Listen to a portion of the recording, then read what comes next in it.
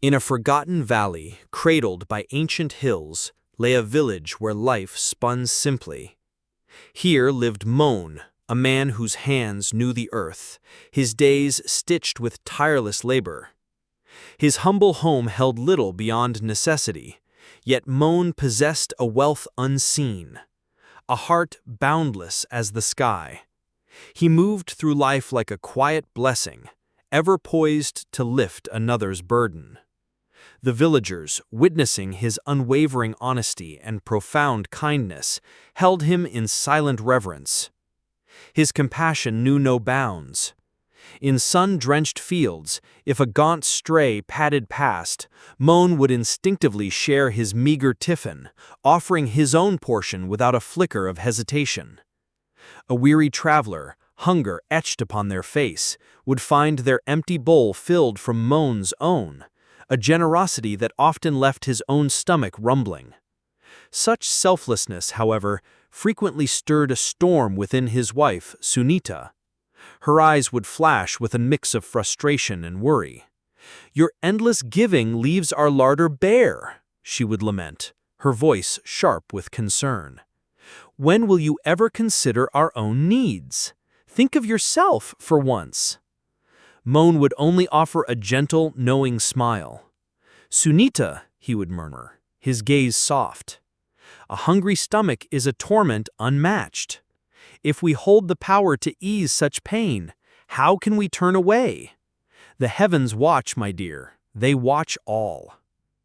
One languid afternoon, as the sun dipped low, and Moan sought respite in the cool shade of his home, a faint, reedy voice drifted from the doorway. An old sage, his voice thin as dry leaves, sounded utterly spent, his plea laced with profound weariness and hunger. Sunita, ever vigilant, peered through the window. A sigh escaped her lips, heavy with resignation. "Another one. Our pots will be empty again." Ignoring his wife's familiar lament, Moan rose and moved to the entrance. There, framed by the afternoon light, stood a man whose form seemed carved from hardship. Skeletal, his clothes caked with dust, his face slick with the grime of travel. "Baba," Moan's voice was warm, instantly inviting. "Please, come in. Rest here. I will fetch you water." He hurried inside, returning with a generous pitcher. The old man, with trembling hands, raised the vessel, drinking long and slow, until a profound sigh of contentment escaped him. A tranquility settled upon his features, easing the lines of suffering. After a moment, the sage stirred again, his voice still fragile. "Son," he began, "my stomach has known no sustenance for 2 long days. If you could spare even a morsel, my gratitude would know no end." Moan's heart ached. He rushed to the kitchen, his gaze falling upon the humble shelf. There lay only 2 flatbreads, his and Sunita's meager lunch for the day. Yet without a breath of hesitation, he reached for them. Sunita, witnessing his intent, intercepted him, her voice rising in a fierce whisper. "What madness is this, Moan? Those are your rotis. If you give them away, what will you eat? That sage can beg elsewhere, but where, I ask you, where will we find food?" Moan listened, his eyes steady, then replied with quiet resolve. "A hungry stomach, dearest, knows no patience. This Baba has suffered for 2 days. If not us, then who? The divine will provide for us, as it always does." Sunita's agitated words, though hushed, carried through the thin walls, reaching the sage, who sat unmoving, a silent, patient statue. Ignoring the storm brewing behind him, Moan approached the sage.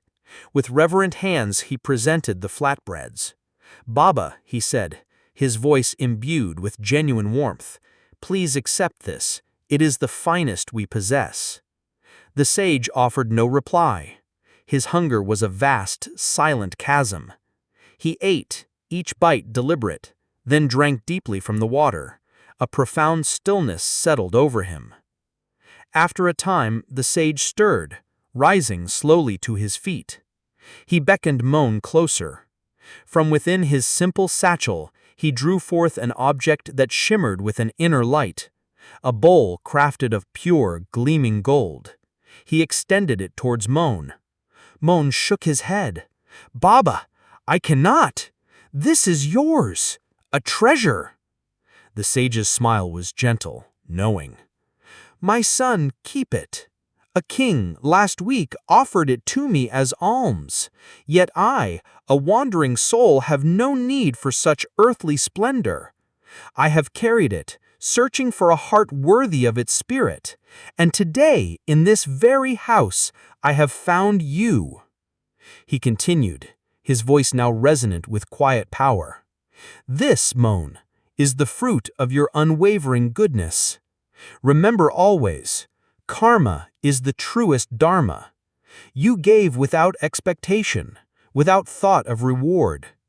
Continue to sow seeds of kindness, for the divine hand always finds a way to return abundance when the time is ripe. Your boundless compassion, your selfless spirit will weave a tapestry of peace and joy, not only for you, but for all who share your home. Cherish this bowl, use it with wisdom, but never ever allow its gleam to dim the pure light within your heart. It is but a token, a silent testament to the heaven's watchful eye on virtuous deeds." With these profound words, the sage turned, his figure dissolving into the fading light of the afternoon. Moan stood rooted to the spot, the golden bowl heavy and warm in his hands, watching the last flicker of the old man disappear.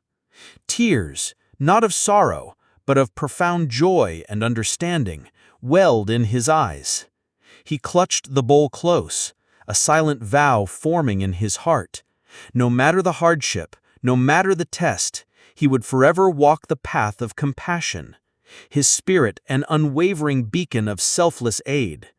For in the intricate dance of life, truly selfless action is the purest prayer, and the universe in its own mysterious way always responds.